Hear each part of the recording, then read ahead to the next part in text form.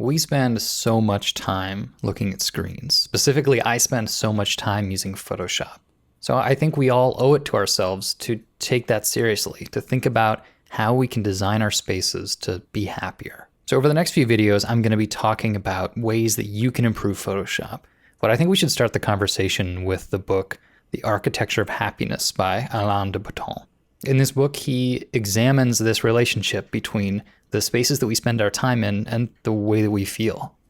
And he talks a lot about Le Corbusier, the French modernist architect. In 1925, he was commissioned to make these houses for French factory workers. And even though he was a young architect, he was very forward-thinking, and he gave them these aspirational, beautiful, modern, essentially concrete and glass boxes. So the people move in, and then over the next decades, they start adding little personal touches. A chain link fence, shingles, some roof tiles, essentially stripping away all those very careful, minimal architectural features and making it look more common.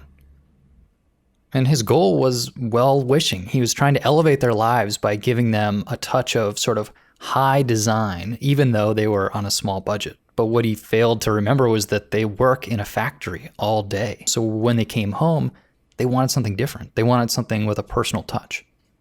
Now, none of this is to say that modernism itself was wrong, just that it's not a one-size-fits-all solution. But that's what we have in front of us. We open Photoshop with its default settings. What we're looking at here is that modernist glass and concrete box, perfectly gridded, expertly laid out with good intentions. But in all that research and design time, you were never considered. The way you paint, the way you like to have your tools laid out. Because as I spend my day painting, I might start by thinking about the room I'm in, but as time moves on, I sort of get in the zone and everything else fades away. And in that moment, the screen becomes my architecture.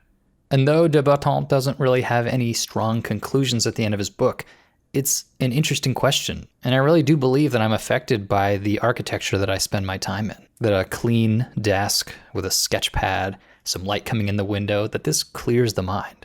And the exact same is true for Photoshop. So in the following videos, we're going to get a lot more specific about what tools to use and what different menus you might like. But until then, I'll leave you with a very straightforward question. Are you satisfied with the poured concrete box that Adobe's given you, or are you ready to move in and make it your own?